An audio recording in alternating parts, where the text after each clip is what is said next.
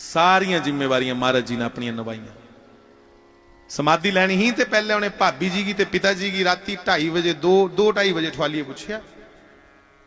पहले माता जी की भाभी जी की ठवालिया, भाभी जी के चरने च सिर रखिया। समाधि लैने को पहले हथ जोड़िए अपनी माता जी की पूछया महाराज ने, भाभी जी कोई जिम्मेवारी नहीं रोंदी मेरी? हसदे हसदे पूछया। भाभी ने आख्या नहीं बच्चू कोई जिम्मेवारी नहीं रोंदी। फिर उन्हें अगली अगली गल पूछी, मेरे को कोई और तुसें की इच्छा होए तो दसो। नहीं कोई इच्छा नहीं। तुस खुश हो ना? भाभी ने बड़ा शैल महाराज जी की इं डांटते हुए आख्या कि खुश नहीं, अस तेरे ऊपर बड़े खुश, जा शाबाश राम कर। फिर उसके बाद पिताजी की, अपने पिताजी की, साढ़े दादा जी की, उन्हें की पूछया कि कोई मेरी जिम्मेवारी पिताजी दसो कोई और है? नहीं नहीं कोई जिम्मेवारी नहीं, तुस मेरे को खुश हो? उसले पिता जी ने आख्या खुश नहीं, अस परमानंद विच कि सानू संसारिक गए नहीं, इस लोक दे गए नहीं, पारलौकिक सुख भी तू सानू दसे, मतलब ईश्वर की अनुभूति भी कराई उड़ी। इसलिए साढ़े को वड्डा कौन सुखी होना है? उन कोई इच्छा नहीं रही। अपने माता पिता की पूछी है साहब। फिर समाधि वाली बखी गए। मोती च ते समाधि च जमीन आसमान का फर्क हुंदा। मरना ते समाधि दोनों गल्लें च फर्क जे।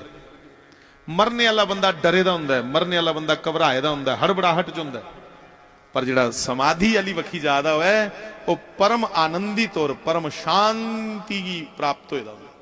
इसलिए महाराज जी परम आनंदित और परम शांति प्राप्त है, उनका विवेक पूरा कम कर रहा। देखो समाधि को पहले किन्ना जिसे आदमी प्रेजेंस ऑफ माइंड, समाधि लैनी है तो 10 मिनट पहले एक ख्याल हुआ, 5 मिनट पहले कि यार कला की पुलिस नहीं कुछ की तंग करे, क्यों समाधि ली? इसलिए उन्हें लिखिया इट्टा दे रोड़े कन्ने कि हमारे समाधि परलोक गमन में किसी का कोई दोष या हस्तक्षेप नहीं है। किन्ना दिमाग इत्थे लगाया। जे मौत होंदी ते मौत वाले बंदे दा दिमाग नहीं जे काम करता। विनाश काले विपरीत बुद्धि, जे वो काल हुंदा है ते फिर भाई बुद्धि विपरीत हो जाती जे, अकल मारी जाती जे। हाँ पर उनकी अकल ते भाई ऐसी ही कि दुनिया की चलना सिखाई। उन्हें लिखिया है जंदे जंदे हमारे परलोक गमन में इस समाधि लेने च किसी का कोई दोष या हस्तक्षेप नहीं है, अपने हथे लिखिए गए।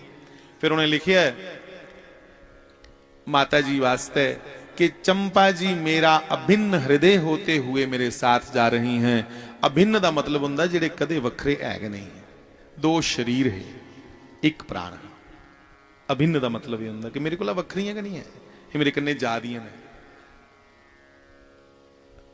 हमारे जाने का अफसोस ना करें। अगली लाइन लिखी बल्कि कीर्तन करें। फिर लिखिया हम मिलते रहे और फिर मिलेंगे। दूआ जिहड़ा उन्हें लिखिया हा वाक्य वो मैं बोलिया नहीं। दूई जगह उन्हें लिखिया हा हमें चाहने वाले हमें ईंट पत्थरों की बनी हुई इमारतों में ना देखते हुए किसी दरिद्र नारायण पेड़ पौधे वृक्ष लताओं के रूप में देखें। कि भाई सारे बाद विच मतियां कुते बड़ी बड़ियां बिल्डिंगां नहीं बनाई उड़े। ये बड़े जिन्ने भी होए ना बड़े बड़े महापुरुषों ने जरूर आख्या कि साढ़े बाद साड़ा प्रचार नहीं करियो, पर भाई उनका जिहड़ा तप है ना वो कोई ना कोई रूप च उभरी बाहर आना गाना। अस नहीं भी प्रयास करके उत्थे फिर भी किसी ना किसी बनना। वो अपने आप के बनिया दा कौन बना दा कोई पता नहीं लगा। असीं वो भी नज़ारा देखिया कि शास्त्री महाराज की समाधि सामने संगत बैठी है कीर्तन करा दी। जो महाराज ने नवी नवी समाधि ले दी ते बरखा पे दी ते इन्ना ना पानी, लोग बरखा च के बैठिए कीर्तन सुना। पर फिर आस्ता आस्ता संगत ने आपे का उत्थे बड़े बड़े हाल हूल बनाई उड़े, सत्संग पंडाल बनाई उड़े, बड़ा किश लग पिया बनन। पर उनकी रुचि कोई नहीं इन्हें गल्लें च।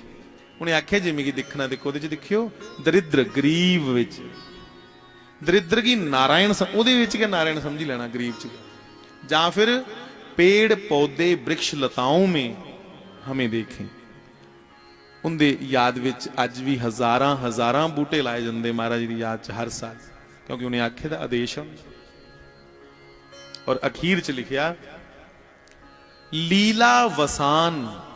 महाराज थोड़ी देर बाद ये बाद समाधि लेनी है, पर देखो किन्ना एक एक शब्द ग्रामैटिकली एक एक शब्द ठीक है, हड़बड़ाहट विच ठीक नहीं लिखा।